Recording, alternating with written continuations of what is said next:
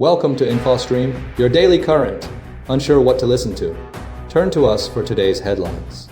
Stay informed. China and India seek to mend relations.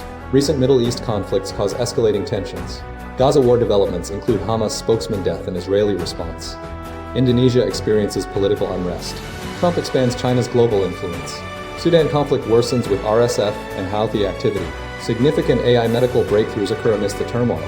UK secures Warship deal with Norway. Guatemala faces legal challenges regarding child repatriation. Chicago prepares for potential immigration restrictions. Anti-immigration protests cause clashes in Australia. Trump administration targets global media. Egypt train derailment leads to casualties. Mexico protests demand justice for missing individuals. U.S. tariffs and Gaza conflict remain intertwined. White House and Democrats face a potential shutdown. Trump cuts shooting prevention programs amid controversy.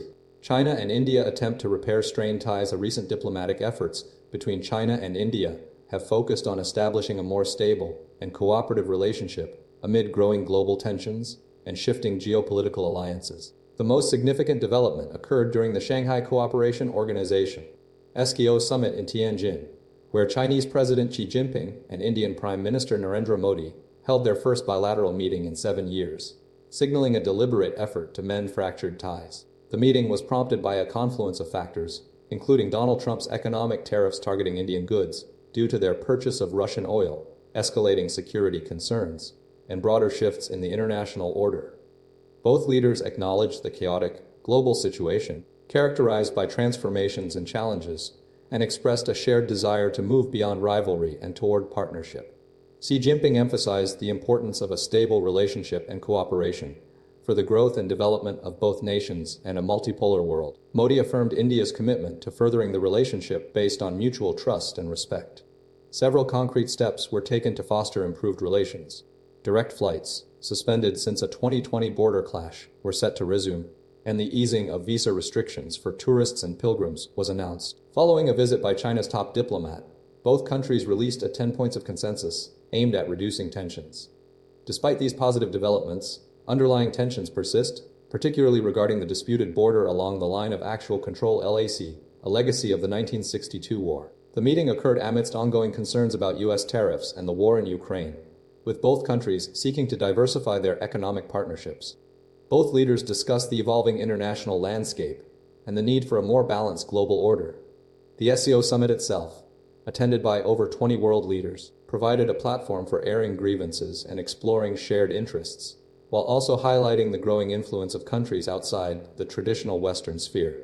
The renewed engagement between China and India is viewed as a crucial step in navigating a complex and increasingly uncertain world, with potential implications for regional stability and global trade.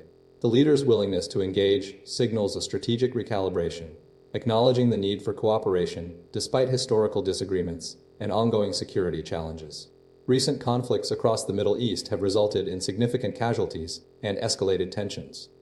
The most pressing events involve the ongoing war in Gaza, attacks targeting the Houthi movement in Yemen, and the resulting international repercussions. Hamas spokesman Abu Obeida was killed in Gaza City by Israeli forces, a development confirmed by Israel's defense minister, Israel Katz, who praised the flawless execution of the operation. Katz indicated intensified campaigns against Hamas criminal partners. Intelligence gathered by Shin Bet and the IDF facilitated the operation, targeting a key terrorist and utilizing prior intelligence. The strike involved 5 missiles impacting a dentist's surgery and resulted in the theft and subsequent recovery of substantial sums of money. Simultaneously, the Houthi movement, controlling much of northwestern Yemen since 2014, has seen its prime minister, Ahmed Ghalib Nasser al-Rahawi, killed in a strike on Sana'a by Israeli forces. Following the attack, the group launched a raid on the headquarters of the World Food Programme, WFP, in Sana'a, resulting in the detention of a staff member and reports of further detentions. The Houthi information minister condemned the raid. The group continues to target Israel with missiles and attacks on commercial ships in the Red Sea, framing these actions as retaliation for Israel's operations in Gaza. Israeli Prime Minister Benjamin Netanyahu has vowed to continue these strikes, stating they are only the beginning and that the Houthis will pay a very heavy price. Netanyahu's declaration underscores a sustained commitment to targeting Houthi leadership. The conflict has deepened the division within Yemen, separating the Houthi-controlled Sana'a from the internationally recognized government in the south. These events highlight the interconnectedness of regional conflicts and the ongoing struggle for control within Yemen, as well as the escalation of attacks against Israel. Indonesia political unrest and response. Indonesia is grappling with widespread political unrest triggered by dissatisfaction with lawmakers' allowances and the death of a ride-sharing driver, Afen Kurniawan, at the hands of police. President Prabowo Subianto's government, nearly a year old, faces its first major test, leading to protests across the nation and the burning of regional parliament buildings. The initial catalyst was a 50 million rupiah increase in parliamentary allowances, deemed excessive by many. Kurniawan's death, resulting from a police vehicle collision, significantly escalated the situation, fueling widespread anger and accusations of police brutality. In response, President Prabowo Subianto canceled a planned trip to China to attend a Victory Day parade, prioritizing monitoring the situation in Indonesia and seeking solutions. He also apologized to the Chinese government for the cancellation, citing the UN General Assembly session. Simultaneously, short video app TikTok suspended its live feature in Indonesia, following a government summons to bolster content moderation due to the spread of disinformation. The unrest has manifested in violent clashes, with tear gas deployed in Jakarta, Surabaya, Bali, and other cities. Protesters set fire to parliament buildings in West Nusa Tenggara, Pekalongan, and Cirebon, looting office equipment and damaging property. 3 people were killed in Makassar during an arson attack on a parliamentary building, with others injured attempting to escape the flames. Looting also occurred at the home of lawmaker Ahmad Saroni. 7 police officers were found to have violated professional ethics codes following Kurniawan's death, further inflaming tensions. The situation is characterized by a complex interplay of economic grievances, accusations of police misconduct, and the spread of misinformation, posing a significant challenge to the Prabowo administration. The government's response has focused on deploying security forces, suppressing protests with tear gas and other measures, and attempting to address the underlying issues driving the unrest. The situation remains volatile, with ongoing demonstrations and continued efforts to maintain order. Trump's influence fuels China's growing global reach. Recent geopolitical developments indicate a discernible trend. Several nations are increasingly aligning themselves with China's economic and political influence, a phenomenon largely attributed to former U.S. President Donald Trump's foreign policy decisions and subsequent diplomatic fallout. This shift is characterized by a decline in traditional alliances and a willingness among countries to embrace China's Belt and Road Initiative and its broader economic partnerships. The move away from established relationships is fueled by perceptions of a diminished U.S. commitment to international security and economic stability. Simultaneously, Paris is experiencing a significant influx of tourists, transforming the city's historic districts. This surge in tourism, primarily driven by social media trends, is causing considerable concern among local residents, particularly in Montmartre. Locals express anxieties about the Disneyfication of their neighborhood, fearing the erosion of authentic Parisian culture and the transformation of cherished spaces into heavily photographed tourist destinations. The crowds are overwhelming the traditional atmosphere, impacting local businesses and altering the character of the area. The combined effect of these events highlights a broader strategic realignment. Countries are reassessing their relationships with the United States, opting for partnerships that offer economic benefits and political leverage, with China emerging as a prominent alternative. The Parisian situation underscores the challenges faced by cities attempting to balance tourism revenue with the preservation of their cultural heritage. The overarching narrative points to a world where geopolitical alliances are fluid and driven by a complex interplay of economic, political, and cultural factors. Sudan conflict intensifies. RSF fortifications, Houthi attack, and AI medical breakthroughs. The ongoing conflict in Sudan is escalating dramatically, with the Rapid Support Forces, RSF, consolidating their control around El Fasher, the last remaining government stronghold in Darfur. Recent satellite imagery, analyzed by researchers, reveals the RSF has constructed a formidable defensive perimeter, extending a staggering 31 kilometers around the city. This extensive fortification is being described as a kill box, suggesting a deliberate strategy to trap and eliminate resistance. The creation of this barrier highlights the RSF's determination to maintain control and underscores the severity of the situation within the city. Simultaneously, reports have emerged detailing the Houthi movement's accusation that Israel was responsible for the assassination of Yemen's prime minister and several high-ranking officials via a recent airstrike. While unconfirmed, the claim adds another layer of complexity to the already volatile conflict. Furthermore, advancements in medical technology are being showcased. Researchers have developed a pioneering AI-powered stethoscope, representing a significant step forward in diagnostic capabilities. This innovative device utilizes artificial intelligence to analyze heart sounds, potentially improving the accuracy and speed of detecting cardiovascular diseases. The development reflects a broader trend of integrating technology into healthcare solutions. The combined impact of these events, the RSF's fortification, the alleged Israeli attack, and the AI stethoscope paint a picture of a complex and rapidly evolving humanitarian crisis in Sudan, alongside technological innovation aimed at addressing critical healthcare needs. UK secures major warship deal with Norway. The United Kingdom has finalized a landmark $10 billion agreement to supply at least 5 Type 26 frigates to the Norwegian Navy, marking the largest warship export deal in British history. This strategic partnership, driven by the need to bolster NATO's northern flank, is projected to support over 4,000 UK jobs, primarily at BAE Systems' Glasgow shipyard, extending well into the 2030s. Prime Minister Sir Keir Starmer hailed the deal as a victory for British industry and national security, emphasizing its contribution to both UK and Norwegian defense capabilities. The agreement will result in a combined UK-Norwegian fleet of 13 anti-submarine frigates, 8 British and 5 Norwegian, designed to detect and destroy enemy submarines, a key response to Russia's increased naval presence in the North Atlantic. Concerns were raised in Norway regarding the capabilities of the British frigates compared to those offered by France and Germany, with Naval Captain Tor Ivar Mummen setting limitations in their air defense systems. The deal represents a significant investment by Norway, prioritizing strategic partnerships and technological superiority. Prime Minister Jonas Støre explicitly chose the UK based on its offering of the best frigates and its position as Norway's most strategic partner. The warships will be built to identical specifications as those used by the Royal Navy, with deliveries anticipated to begin in 2030.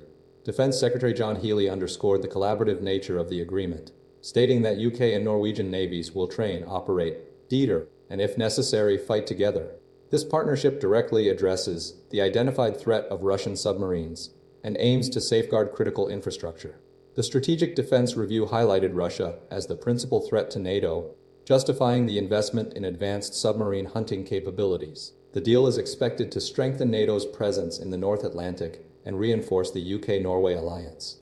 Guatemalan children repatriation faces legal challenges. The U.S. government's plan to repatriate hundreds of unaccompanied Guatemalan children in its custody is encountering significant legal challenges, with preparations underway for the initial removals slated to begin Sunday. This initiative, coordinated with the Guatemalan government, stems from a request by Guatemala to return certain unaccompanied alien children as UACs for reunification with family members.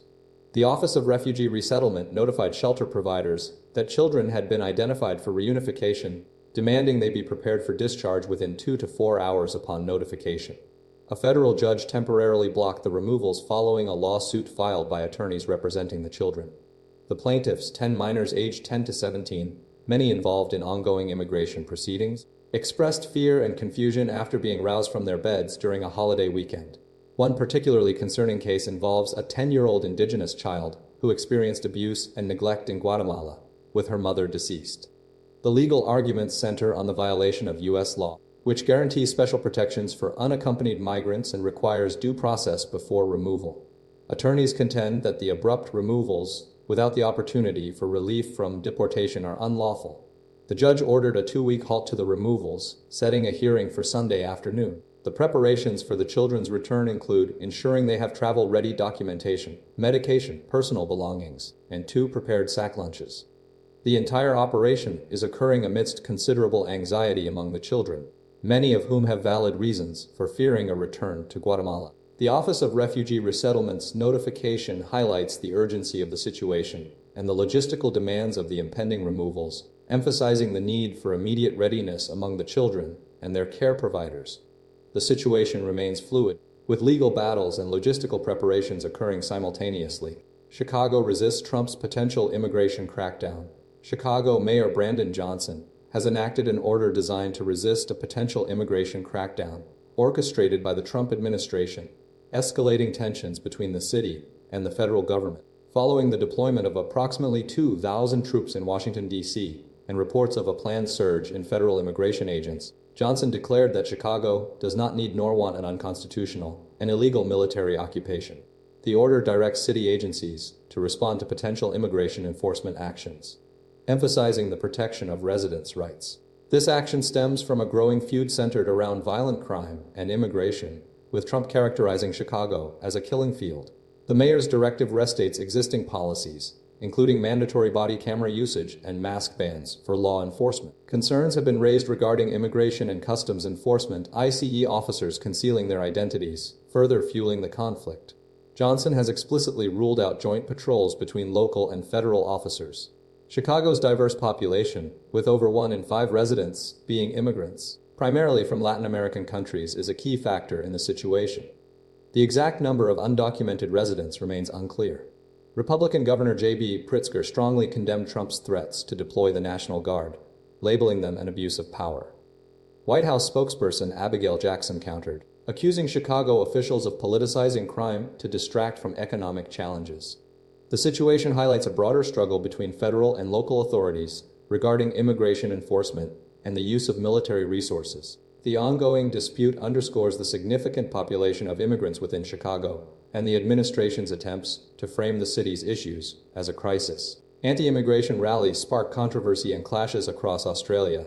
Thousands of Australians participated in anti-immigration rallies across the country, drawing condemnation from the government and sparking concerns about rising right-wing extremism.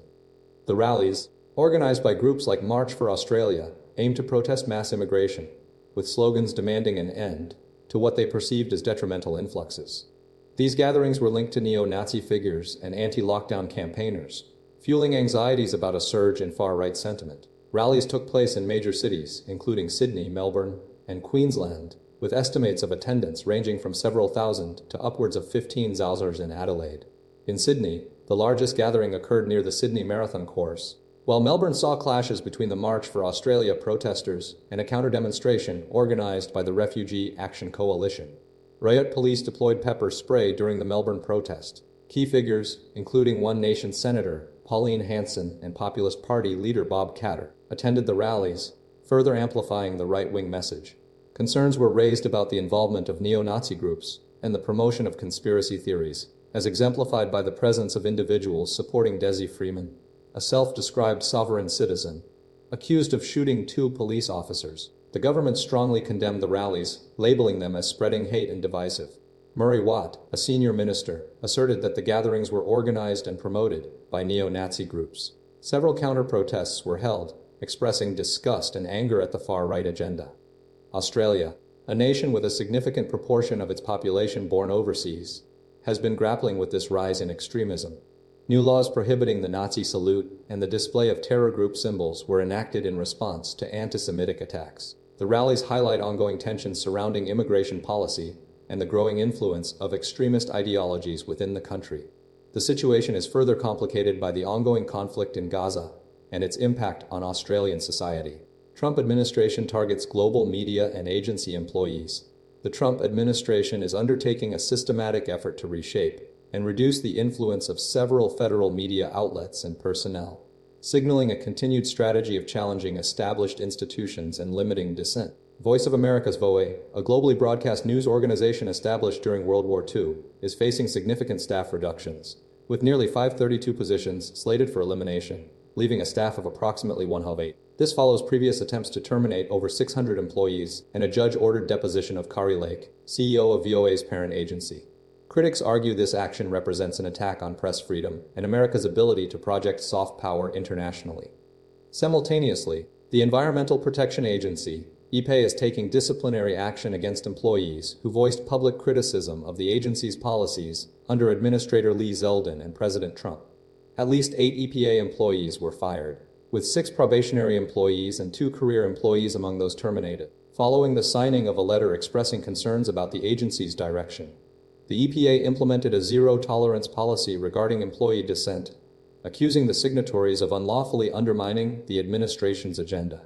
Furthermore, similar actions are occurring within other federal agencies. FEMA employees, numbering over 180, have also been put on administrative leave after criticizing recent cuts to agency staff and programs, raising concerns about the agency's capacity to respond to major disasters. This pattern of disciplinary action against employees who express critical views reflects a broader trend within the Trump administration of challenging established institutions and suppressing dissent. The combined effect of these actions indicates a deliberate effort to reshape the landscape of American media and regulatory agencies. Egypt train derailment results in fatalities and injuries. A train derailment in Egypt has resulted in 3 deaths and over 100 injuries, prompting an immediate investigation by the Transport Ministry and the Egyptian National Railways Authority, ENRA. The incident occurred on Saturday afternoon on a stretch of track between the Foka and Jalal stations, located just east of Marsa Matra, during a journey from the northern coastal city to the Egyptian capital Cairo. 7 carriages detached from the main line, with 2 overturning completely. Authorities have initiated a full investigation into the cause of the crash, with the ENRA stating that any individuals found responsible will face punishment. Technical crews are currently on site, working to clear the wreckage and restore railway services as quickly as possible. The Health Ministry, led by Dr. Khaled Abdul Ghaffar, offered condolences to the victims' families and wished those injured a swift recovery. Dr. Abdul Ghaffar personally visited the crash scene and subsequently inspected the injured patients in local hospitals. All 103 injured individuals were transported to hospitals via ambulance. The bodies of the 3 deceased were taken into the custody of public prosecutors. This incident highlights the recurring issue of accidents on Egypt's railway network, often attributed to inadequate maintenance and a lack of substantial investment. The tragedy echoes a previous devastating event in 2002, where a fire on a train traveling south of Cairo resulted in the deaths of over 370 people. The current investigation aims to determine the specific factors that contributed to this latest derailment and to implement measures to prevent similar occurrences in the future, emphasizing the need for improved safety standards and infrastructure within the Egyptian railway system. Mexico demonstrations demand justice for 130,000 missing. Thousands of people across Mexico participated in widespread demonstrations on the International Day of the Disappeared, demanding action from the government of President Claudia Sheinbaum regarding the country's alarming number of enforced disappearances. The protests held in cities including Mexico City, Guadalajara, Córdoba, and others were organized by relatives and friends of the missing, alongside human rights activists. Estimates suggest over 130,000 individuals have been reported missing, primarily occurring since 2007, when then-President Felipe Calderón initiated his war on drugs. The disappearances are largely attributed to drug cartels and organized crime groups, with many victims forcibly recruited or murdered for resisting. However, security forces are also implicated in deaths and disappearances, exacerbating the crisis. The scale of the issue is evident across Mexico's diverse geography, encompassing southern states like Oaxaca and northern states like Sonora and Durango. Families have formed buscadores, or search teams, who independently investigate and search for the missing, often following leads provided by the cartels themselves. These searches frequently take place in remote areas and deserts. The buscadores' efforts are conducted at considerable personal risk, as evidenced by the recent disappearance of several team members following the discovery of a suspected narco ranch. The UN has described the situation as a human tragedy of enormous proportions, highlighting the severity of the crisis. Mexico's disappearance rate surpasses even historical totals comparable to the 40,000 missing during Guatemala's civil war, and the estimated 30,000 missing under Argentina's military rule. The protests underscore the urgent need for a comprehensive response to this ongoing human rights crisis, demanding accountability and effective action to locate the missing and bring perpetrators to justice. The search team's bravery and persistence are central to the ongoing struggle for answers and justice for the families affected. U.S. tariffs ruling and Gaza conflict developments. Recent developments have unfolded on 2 significant fronts: a legal challenge to former President Donald Trump's tariffs policy and the intensifying situation in Gaza City. The United States Court of Appeal has issued a ruling declaring that President Trump's tariffs, implemented largely through the invocation of emergency powers, were unlawful. This decision represents a major blow to the former president's trade policies, which involved imposing taxes on goods from numerous trading partners. Trump responded to the ruling with considerable anger, asserting that allowing it to stand would irreparably damage the United States economy. The court's judgment underscores the limits of executive authority in enacting trade regulations and highlights the legal scrutiny faced by such actions. Simultaneously, the situation in Gaza City remains critically unstable, escalating into a defined combat zone. A poignant human element emerged as a 21-year-old woman delivered a personal goodbye letter. offering a deeply affecting account of the circumstances leading to her departure.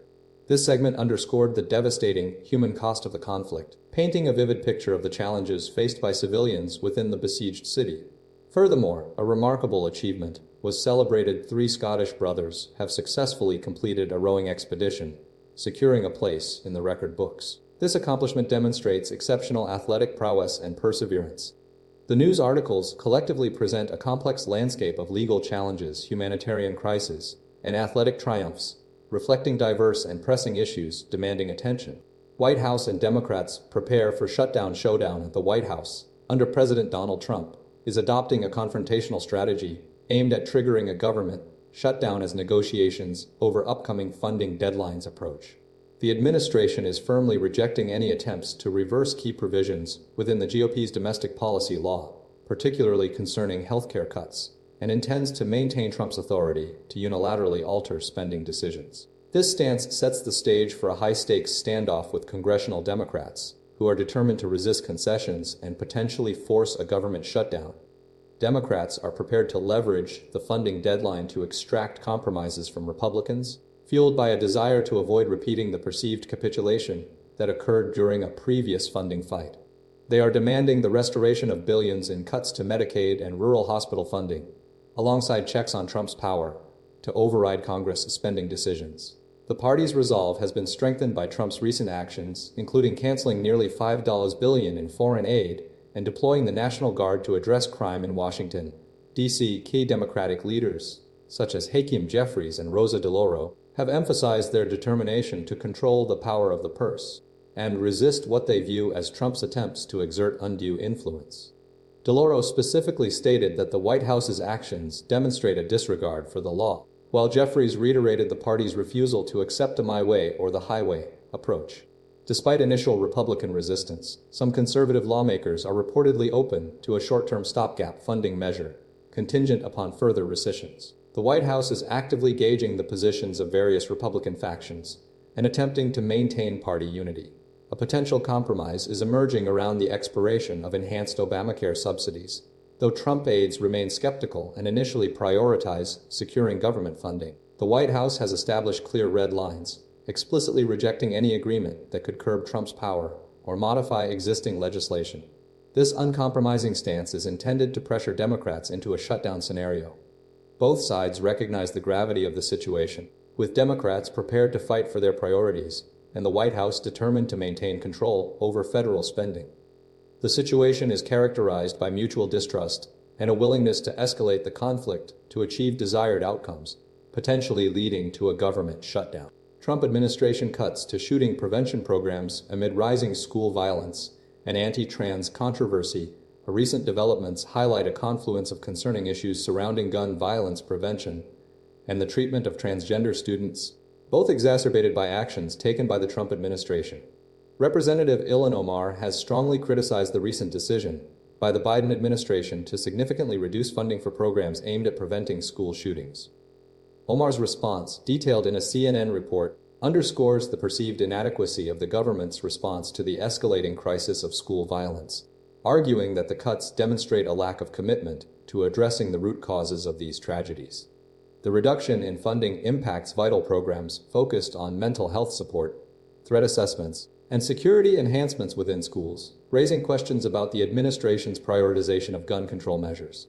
Simultaneously, CNN reported on a contentious exchange between a Trump administration official and a CNN anchor concerning accusations of anti-trans rhetoric. The exchange occurred during a discussion surrounding the shooting at a Catholic school, where a student allegedly made threats targeting transgender students.